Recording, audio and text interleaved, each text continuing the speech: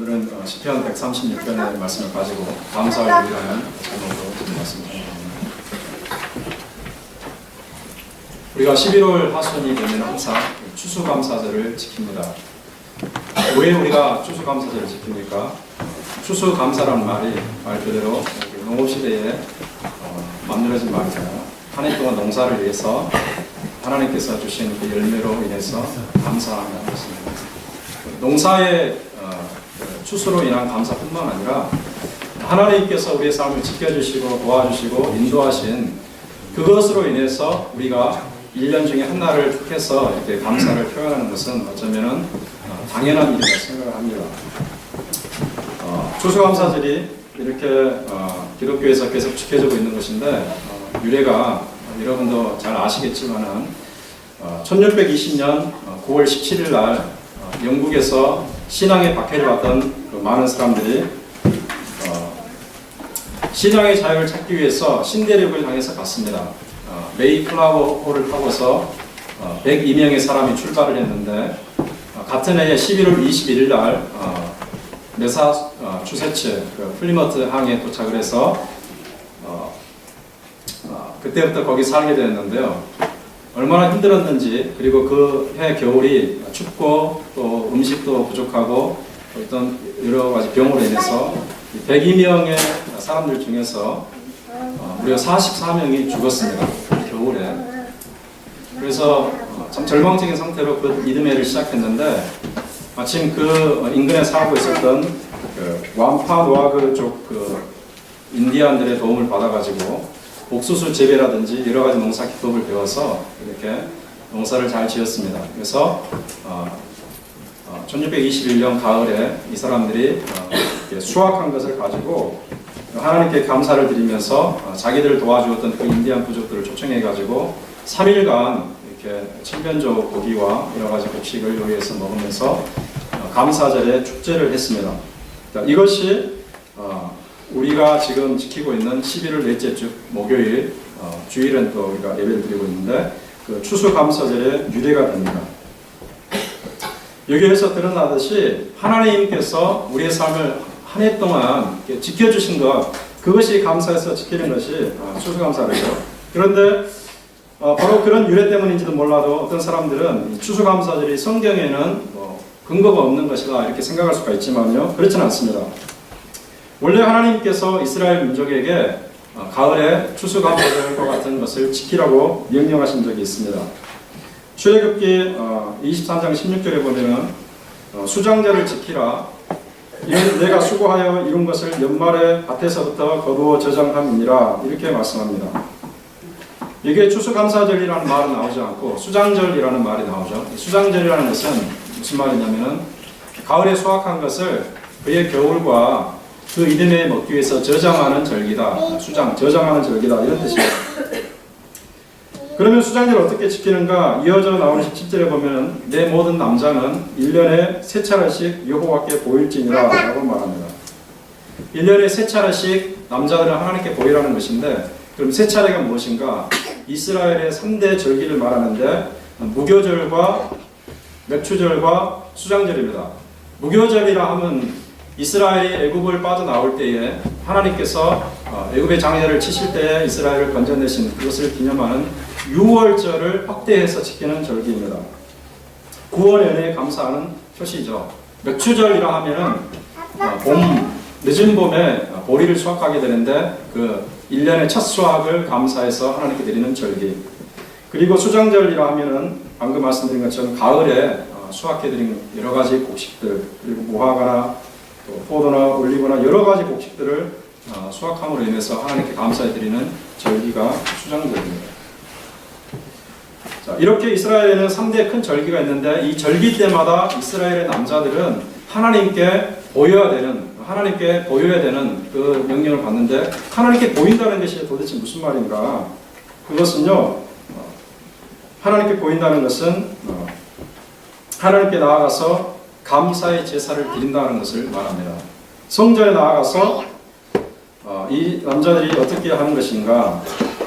첫 소산물과 제일 좋은 기름과 제일 좋은 곡식과 포도주를 하나님께 감사의 예물로 드리는 것입니다.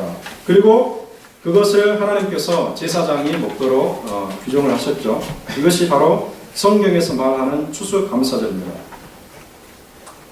우리가 칠면조와 맛있는 요리를 다른 사람들과 함께 이렇게 먹고 나누기 전에, 즐기기 전에 먼저 해야 될 것은 하나님께 감사를 드리는 것이죠.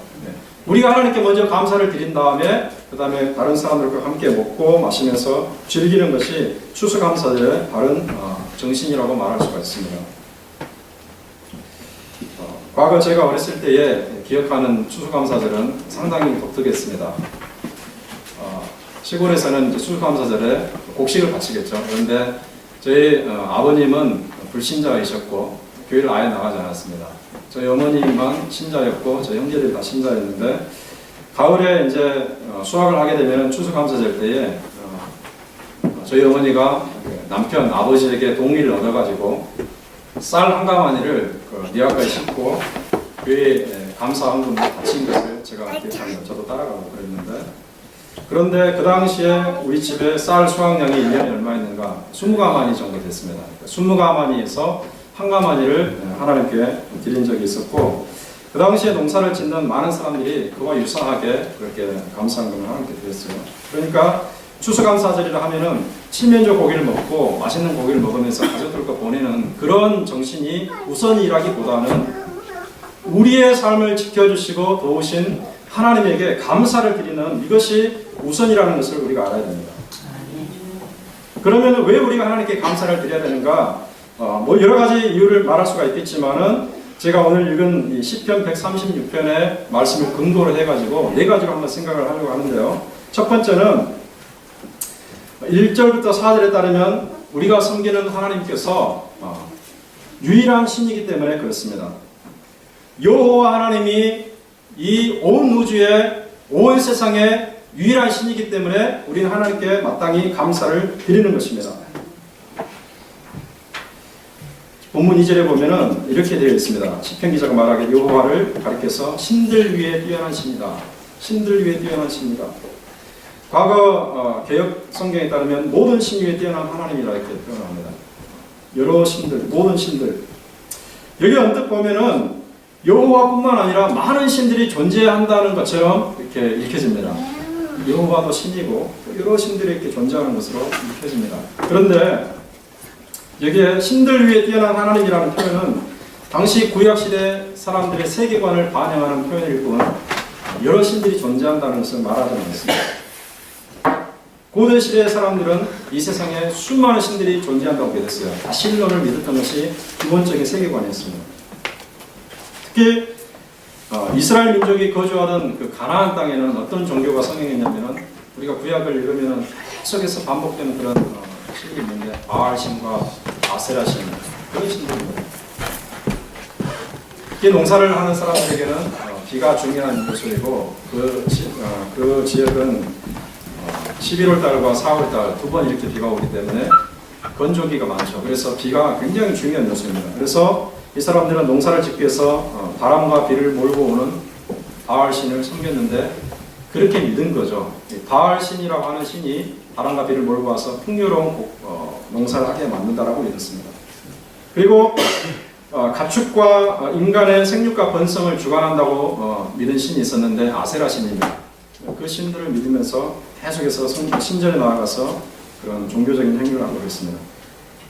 이 외에도 많은 신들이 있었죠. 그런데 농사를 주관하든 생육과 번성을 주관하든 바알신과 아세라신이 그렇게 하는 것이 아니라 여호와 하나님이 한다는 것을 우리는 열왕기상에서도 볼 수 있고 호세아에서도 볼 수 있고 여러 성경을 통해서 제가 다 일일이 여기서 예를 들기는 많은 시간이 걸려서 생략을 하겠지만은 여호와께서 농사를 주관하시고 여호와께서 비를 주관하시고 여호와께서 생육과 번성을 주관하신다는 것을 우리는 성경 곳곳을 통해서 알 수가 있습니다.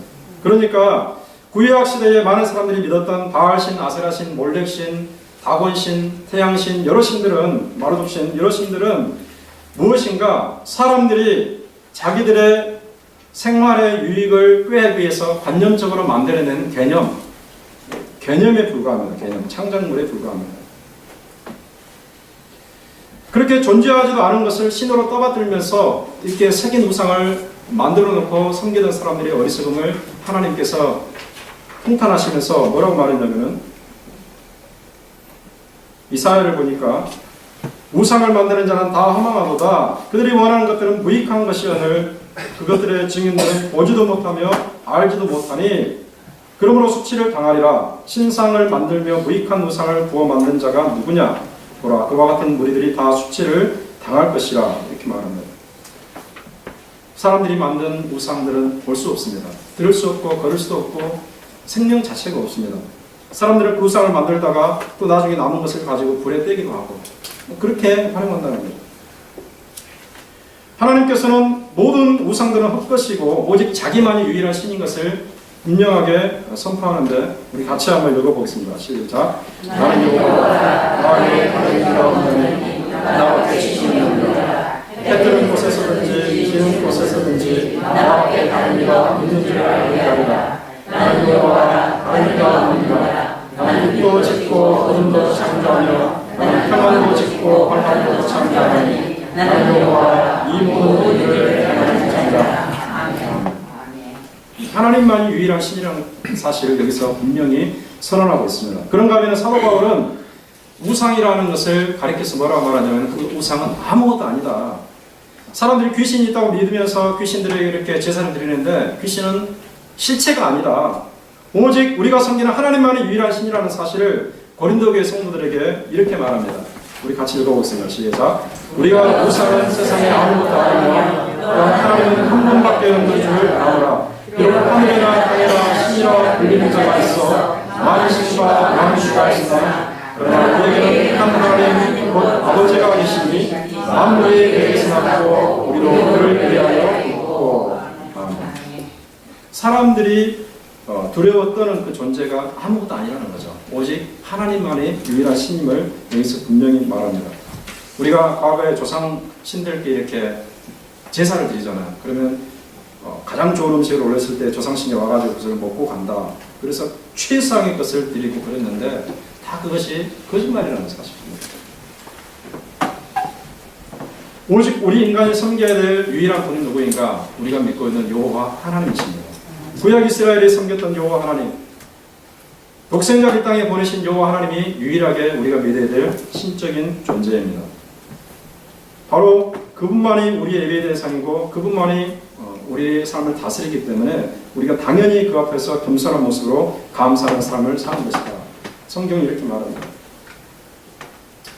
두 번째로는요, 왜 우리가 하나님께 감사해야 되는가?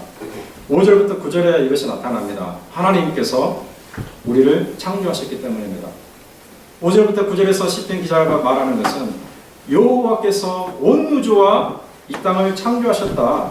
그러므로 우리는 마땅히 피조된 인간으로서 하나님을 섬기고 하나님께 감사하는 것이 마땅하다 이렇게 말합니다. 온 우주를 권능으로 창조하실 뿐만 아니라 우리 인간을 하나님의 형상으로 창조하셨어요. 그것이 은총이죠. 진화론자들의 주장은 무엇입니까? 하나님께서 이 세상을 창조하지 않았다라고 말합니다. 현재 있는 생명체가 어떻게 해서 발생했는가? 태초에 원시 수프 같은 것에서 아메바 같은 그런 단세포 생물이 나타나가지고 이것이 진화를 거듭하는 끝에 이렇게 고등동물인 인간에게까지 왔다 이렇게 말합니다. 그런데 이것은요 과학적으로 불가능한 일입니다. 생명체는 절대로 우연히 저절로 발생할 수가 없습니다. 여러분들이 중학교나 고등학교 때 생물 교과서, 과학 교과서에서 많이 보셨을 그림인데 이런 것들이 얼마나 잘못된 것인지 지금 발달한 과학 세상에서 다 밝혀졌는데요. 첫 번째 예는 1953년에 밀러와 유레이라는 사람이 실험을 했는데요. 그 실험을 통해서 이 사람들이 뭐를 주장했냐면 생명체가 우연히 발생했다고 주장했습니다. 이 사람들은 태초의 원시 대기를 메탄과 암모니아와 수소와 수증기로 전제하고 거기에 전기 스파크를 가하는, 즉 에너지를 가하게 되면 거기서 아미노산이라는 것이 만들어진다고 합니다. 직접 만들어졌어요. 아미노산은 뭐냐면 생명체를 구성하는 단백질을 이루는 근본 물질이기 때문에 원시 대기 상태에서 아미노산이 만들어졌다는 것은 우연하게 생명체가 발생할 수 있다는 것을 말하는 것이다. 이렇게 주장하면서 진화론이 맞다고 했는데, 그래서 지금까지도 과학 교과서에 실려 있는데 지질학자들에 따르면은 더 발달한 과학을 가지고 이 사람들이 연구를 했는데 원시 태초의 대기 상태는 메탄과 암모니아와 수소와 수증기가 아니라 질소와 이산화탄소와 수증기였다고 결론을 내립니다. 자, 메탄과 암모니아와 수소와 수증기로는 이 아미노산이 만들어져 있지만 질소와 이산화탄소와 수증기로는 절대로 이 아미노산이 만들어지지 않습니다. 그러므로 원시 대기 상태에서 저절로 생명체가 만들어졌다는 것은 터무니없는 일인 것이죠. 거짓말입니다. 그런가 하면은 여러분이 이 그림을 보셨을 거라고 생각을 하는데, 독일의 헤켈이라고 하는 과학자가 배아 계통들을 그렸습니다. 이것을 그림으로 인해서 이 과학계는 큰 파장이 됐어요. 그래, 진화가 맞다라고 선언했습니다. 근데 그때가 언제였냐면은 1874년.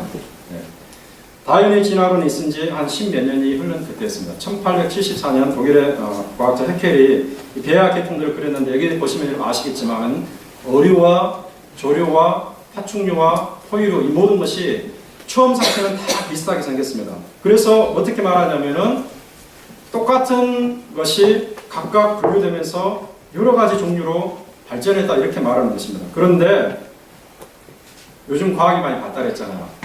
이것이 조작이라는 것이 명백하게 드러났습니다.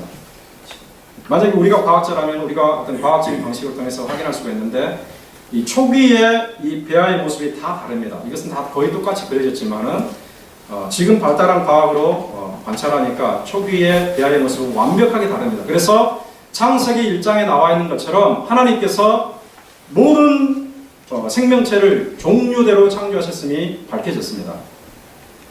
포유류는 이 어류와 파충류와 같지 않다는, 인간은 인간으로 창조하시고 물고기는 물고기대로 창조하시고 새는 새대로 창조하시고 이렇게 창조하셨다는 거예요. 이것이 발달한 과학 세상에서 밝혀짐으로 말미암아 헤켈의 저 배아 계통들은 조작인 것이 드러났습니다. 조작입니다. 오늘날 우리가 영화 같은 것을 보면은 진화론의 그 흔적들이 많이 나타나 있고 마치 진화론이 사실인 것처럼 생각이 됩니다. 스타워즈라든지 혹성 탈출 이런 영화는 굉장히 유명한 영화잖아요. 그런 것을 보면은 나중에 인류가 좀 고등 진화된 원숭이에 의해서 압제를 당하고 이용을 당하고 어려움을 겪는 그런 설정들이 있는데, 그런 것들을 보면서 우리는 자신도 모르게 다윈의 진화론이 사실인 것처럼 받아들이게 됩니다. 그러나 이것은 다 잘못된 개념이고 잘못된 주장이라는 것을 우리가 알 수 있습니다. 하나님께서는 우리 인간을 만물의 영장으로 존귀하게 창조하셨습니다. 우리가 원숭이에서 이렇게 변화된 것이 아닙니다.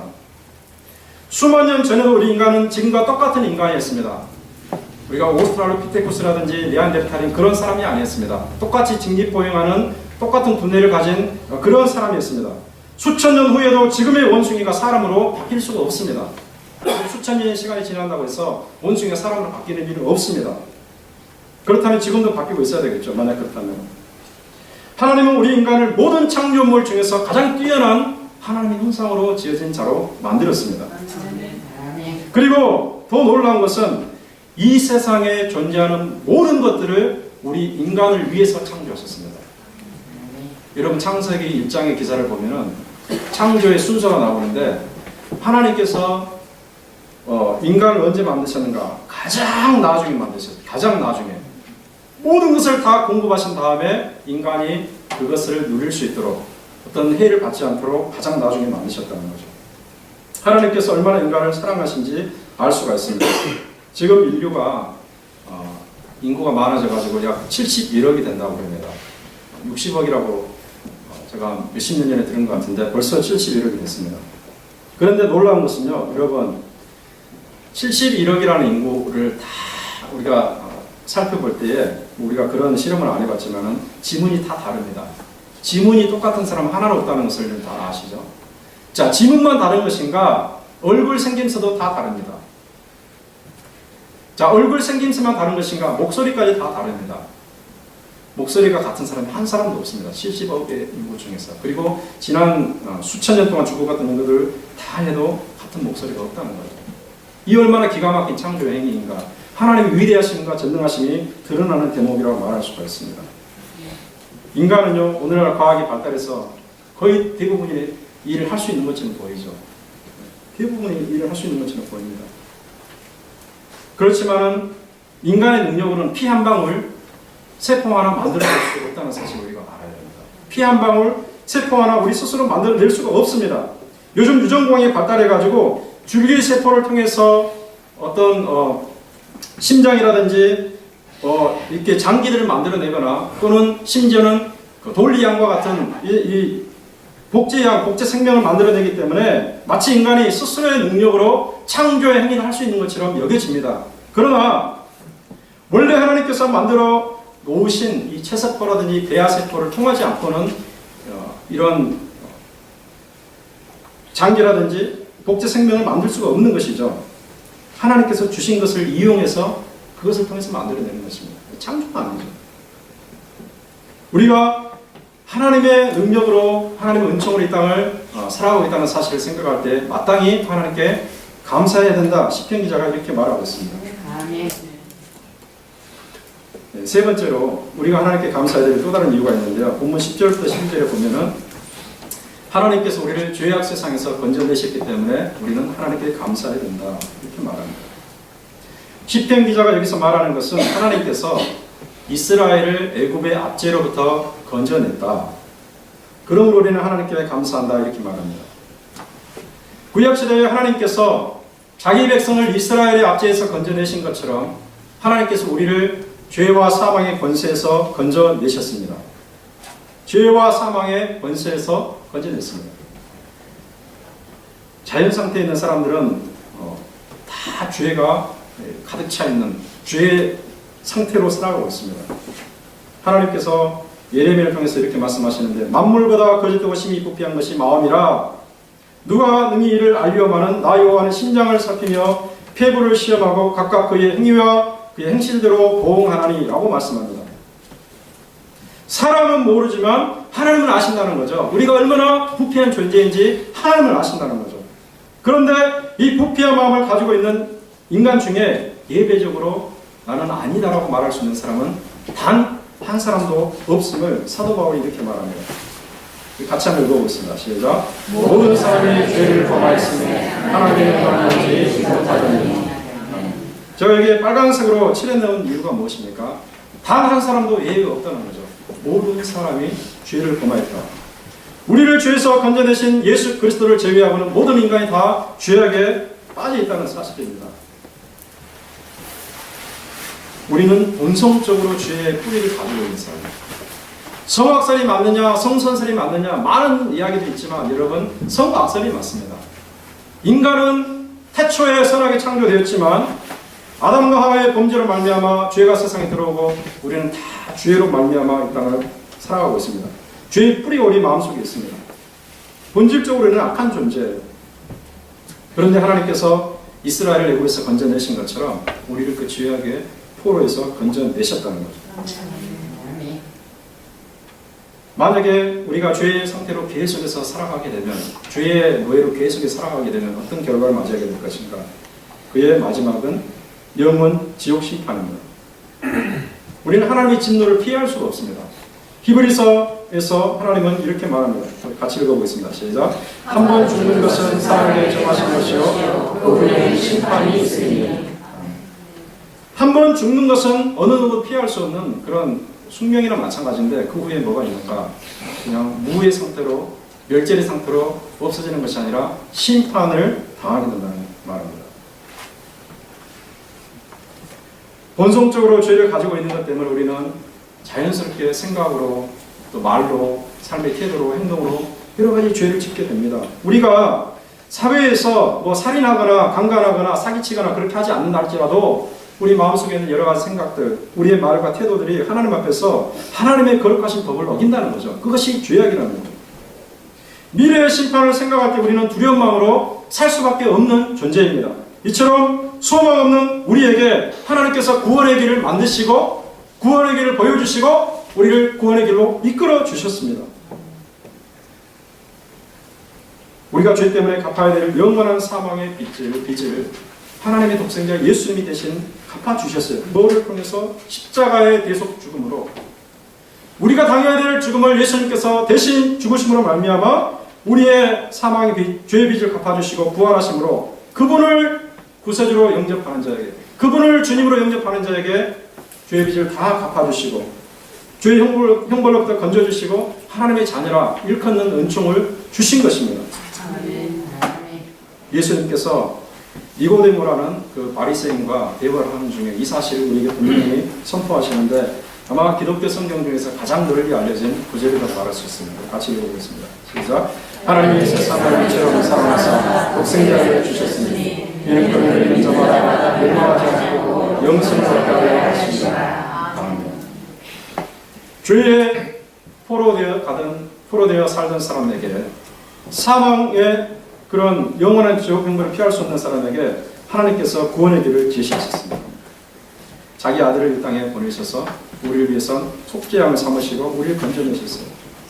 우리는 죄를 지어서 하나님 앞에 멸망할 존재일 뿐만 아니라 하나님의 원수된 자라고 성경에서 말합니다. 우리가 하나님의 원수인데 하나님께서 그 원수를 위해서 자기 아들을 이 땅에 보내셨다는 거죠. 철천지 원수를 위해서 자기 아들을 희생시키는 것은 우리가 감히 상상할 수 없는 일입니다. 여러분, 우리가 다른 사람을 위해서 희생하는 것은 정말 어렵잖아요.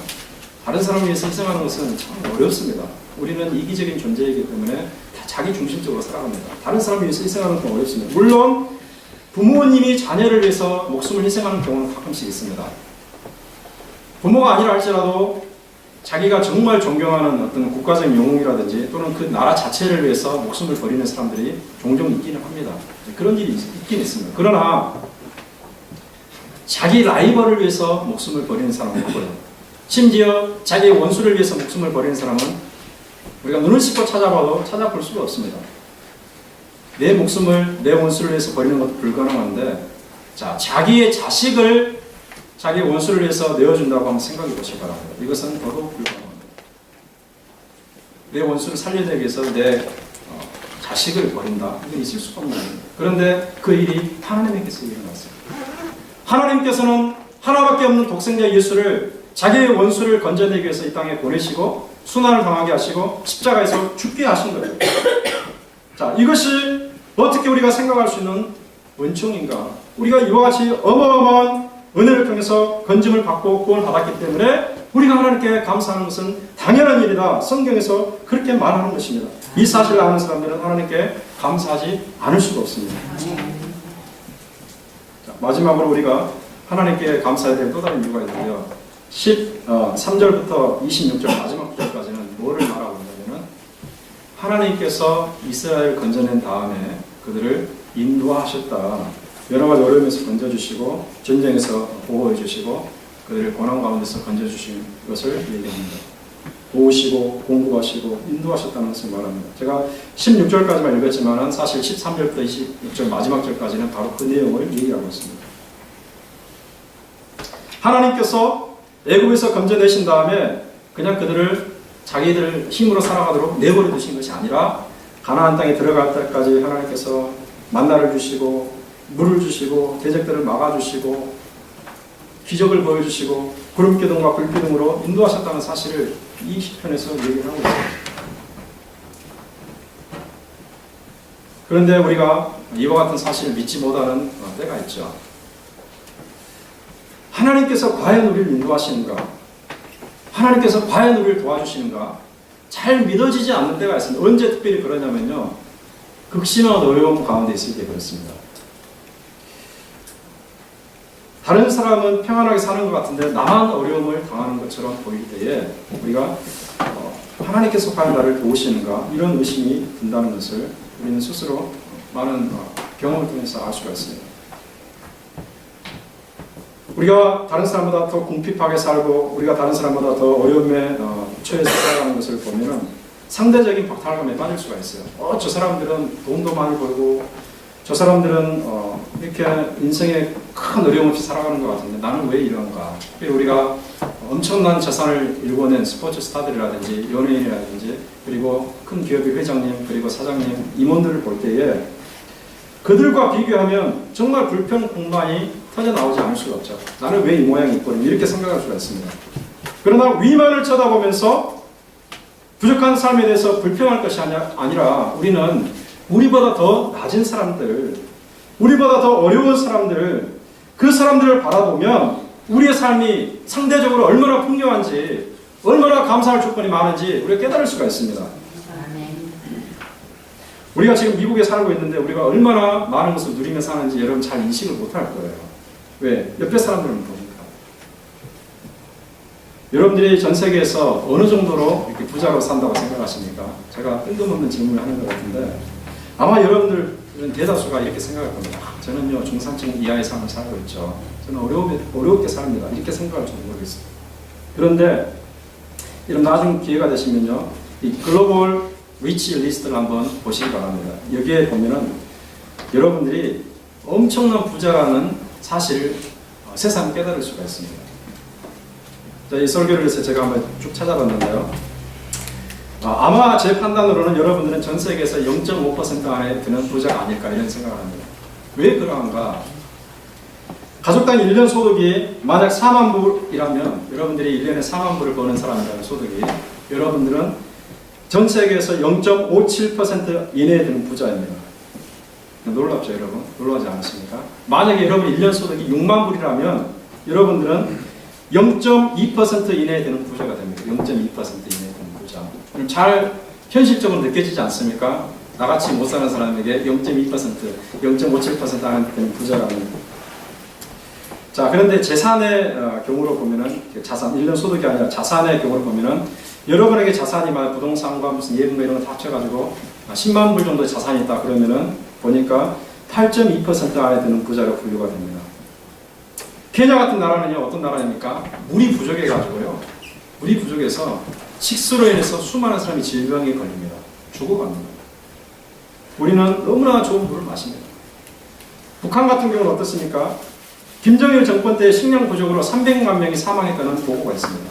IT 같은 경우는 어떻습니까? 음식이 없어서 고온 진흙을 채취해가지고 그 진흙을 부어서 빵으로 먹습니다. 전 세계 71억의 인구 중에서 9억은 기아로 고통을 당하고 20억은 영양실조로 고통을 당하고 있습니다. 그런 상황에서도 미국은 옥수수 재고량의 40% 정도를 자동차 연료를 위해서 만들어가고 있어요. 우리가 그런 나라에 살고 있다는 거예요. 이슬람 국가에서는 공개적으로 예수 믿는 사람을 처형하는, 예수 믿지 못하게 하는 그런 고통이 있죠. 제가 다 나열하게 기록합니다. 이런 사실을 우리가 안다면 우리가 얼마나 풍요로운 세상에서 얼마나 자유를 누리면서 살아가고 있는지 새삼 우리가 깨달을 수가 있어요. 여러분, 우리의 삶, 다른 사람과 비교하기 전에 우리 자신과 우리 자신을 비교해도 그렇습니다. 여러분들이 만약에 40년 전, 50년 전, 또는 젊은 사람들이 20년 전 이렇게 뒤로 거슬러 올라가 보면 지금이 얼마나 풍요롭게 사는지 여러분 분명히 드러날 것입니다. 여러분, 과거에는 제 기억으로 17인치 흑백 TV도 없는 집들이 수두룩했습니다. 그래서 한 집에 우르르 몰려가서 수사반장, 전설의 고향, 기밀의 박치기 보고 있죠. 그런데 요즘에는요, 집집마다 50인치, 60인치 플랫 TV가 없는 집이 거의 없다 할 정도로 그렇게 풍요롭게 살잖아요. 있는 TV도 막 버리고 그랬잖아요. 더 좋은 거 살려고. 과거에는 고속도로를 몇 시간 달리게 되면 엔진이 이렇게 이상이 오고 엔진이 망가지는 포니 자동차 하나만 있어도 중산층에 드는 그런 시절이 있었습니다. 그런데 요즘 어떻습니까? 한 대 수만 불씩이나 하는 자동차가 보통 2대, 3대 있는 집들이 많습니다. 한 가족당 4인의 경우로 보면 얼마나 우리가 풍요롭게 살아가는가 알 수가 있어요. 과거에는 못 먹어서 영양실조해서 황달이 걸린 사람도 있었습니다. 제가 그랬었습니다. 요즘에는요, 먹는 것으로 걱정하지 않고 내가 어떻게 하면 비만을 벗어날 수 있을까, 고칼로리 식사 때문에 고민을 하는 사람들이 오늘 우리입니다. 그렇죠. 우리가 얼마나 풍요로운 세상 속에서 얼마나 큰 자유를 누리면서 살고 있는지 다시 한번 깨달을 필요가 있습니다. 하나님께서 우리를 얼마나 좋은 환경 속에서 살게 하고 계시는지 우리가 깨달을 수가 있습니다. 그러면 우리는 매 순간순간 하나님께 정말 하나님 감사합니다, 이런 감사의 고백이 터져 나올 수밖에 없습니다. 여러분 중에 혹시 나에게는 정말 감사할 이유가 없어요, 목사님 그런 말씀 하시기 마시기 바랍니다. 나는 남들이 모르는 고통이 있습니다, 감사 못하겠습니다. 여러분, 물론 그럴 수도 있겠죠. 그러나 우리가 과거에 우리 자신을 비교해보면, 그리고 다른 사람들과 우리가 비교해보면 정말 기아 속에서, 고통 속에서, 물 부족 속에서 그렇게 신앙의 자유가 없는 속에서 살아가는 사람들 비교해 보면 우리는 충분히 하나님께 감사할 수가 있는 것입니다. 추수감사제를 지내면서 여러분 우리 하나님께 지금까지 베풀어 주신 하나님, 에베네셀의 하나님, 그 하나님께 여러분 마음속에서도 우러나는 감사를 통해서 하나님께 영광이 되고 하나님께 기쁨이 되시길 주님의 이름으로 축원합니다.